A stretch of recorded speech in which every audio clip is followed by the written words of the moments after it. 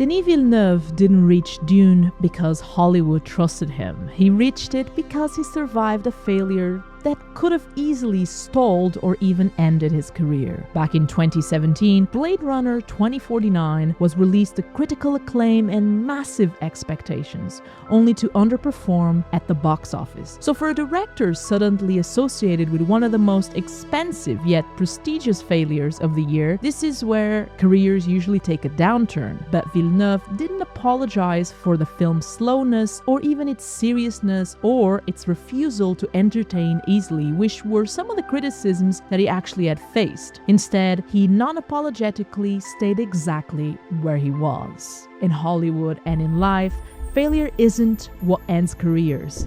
Panic does, and Denis Villeneuve didn't panic. But before all this, it is important to remember that Villeneuve's career didn't begin in Hollywood at all. It was built largely outside of it. Born in Quebec, Canada, Villeneuve first gained recognition in Canadian cinema, naturally, winning several awards with internationally recognized films like Polytechnique in 2009 and Incendies in 2010. Incendies, in fact, became a defining moment for his career. It was nominated for the Academy Award for Best International Feature Film, which introduced the director to a global audience and helped him, of course, transition from national success to international attention. And that transition was accelerated very quickly. By 2013, Villeneuve was directing English-language films in the United States, releasing Prisoners and Enemy in the same year. Both films were critically praised, with Prisoners in particular demonstrating that he could handle darker material substantially. Then came Arrival, one of my favorite films of 2016. And Arrival was a major turning point. It was both a critical and commercial success, earning around $200 million worldwide and receiving 8 Academy Award nominations, including Best Picture. By this point, the director was seen as one of the few filmmakers who could bring intellectual weight to a larger scaled production that is Hollywood or studio filmmaking. However, Blade Runner 2049 raised the stakes even higher. Produced by Acclaim Entertainment and distributed by Warner Brothers and Sony combined, the film carried a reported production budget of around $150 to $185 million, excluding marketing operations. It starred Ryan Gosling and Harrison Ford and was shot by Roger Deakins, a legendary cinematographer. For Villeneuve, this was without a doubt his most ambitious project to date, both financially and artistically. But when the film was released in October 2017, critics praised its visual ambition and seriousness, and Deakins finally won the Academy Award for Best Cinematography. Financially, however, Blade Runner 2049 grossed roughly $259 million worldwide, a figure widely seen as unlikely to fully recoup its production and marketing costs, which together were estimated to be around $300 million. This placed the director in a difficult position, naturally. He was no longer just a promising Canadian author or a rising Hollywood director. He was now associated with one of the most expensive prestige projects of the decade that quote-unquote failed to perform commercially. In Hollywood, this is often where careers can quietly stall or maybe take a completely different direction, with directors perhaps getting less trust on them. But the problem Villeneuve faced after Blade Runner wasn't necessarily a lack of respect or trust. It was the expectation that he should change in response to what was deemed a failure. In moments like these, when a film disappoints financially and doubt is cast on a director's future, many people tend to recalibrate their style or chase safer material or an easier project. Villeneuve, however, did something unusually calm instead. He did not publicly disown the film, soften his aesthetic, or even try to justify the film or even himself as misunderstood.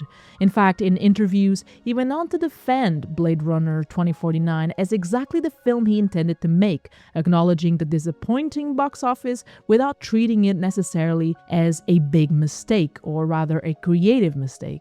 And that detail is actually important. A director who panics, who instantly overcorrects, changes directions, or even blames the audience can instantly signal risk, With this approach, though, Villeneuve signaled the opposite. He signaled composure. Hollywood's history is full of filmmakers who, after a flop, chased formulas, changed their tone overnight, or openly turned against their own work, which often only made studios more nervous. The director, by contrast, remained steady.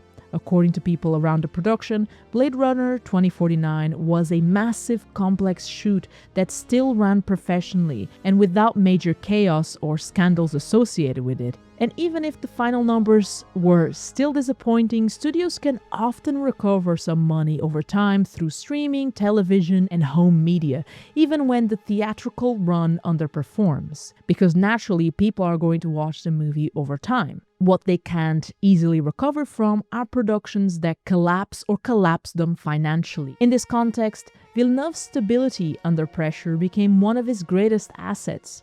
Even before Blade Runner was released, Villeneuve had been in conversations about adapting Dune, a project widely considered difficult, if not impossible to shoot, that had already been burdened by history, scale, and very high expectations. So after Blade Runner's commercial disappointment, those conversations could have easily ended, because Hollywood is in the business of making money through entertainment, not necessarily art for art's sake, which was once a motto.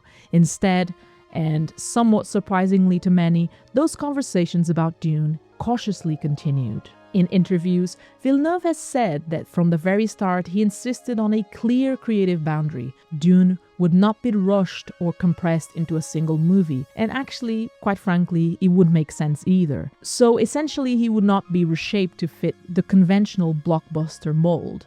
His initial intention was always to make 2 films from the first book, and realizing this and planning it ended up taking about 6 years of his life.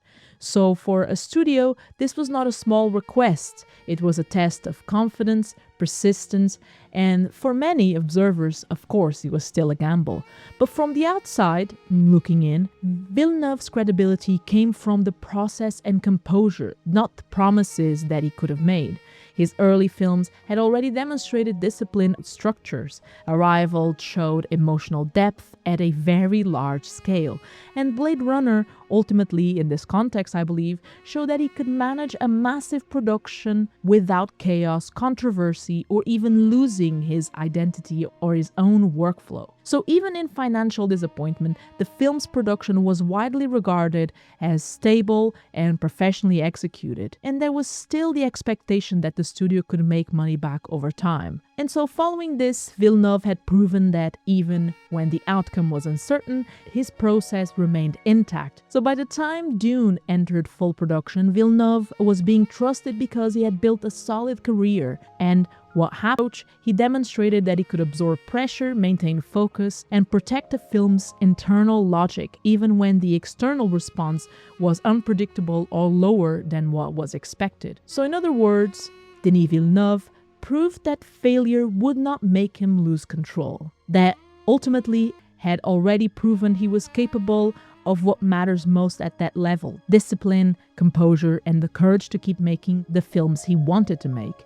Even with avoiding failure that saved his career, it was how he carried himself through it. Thanks for watching.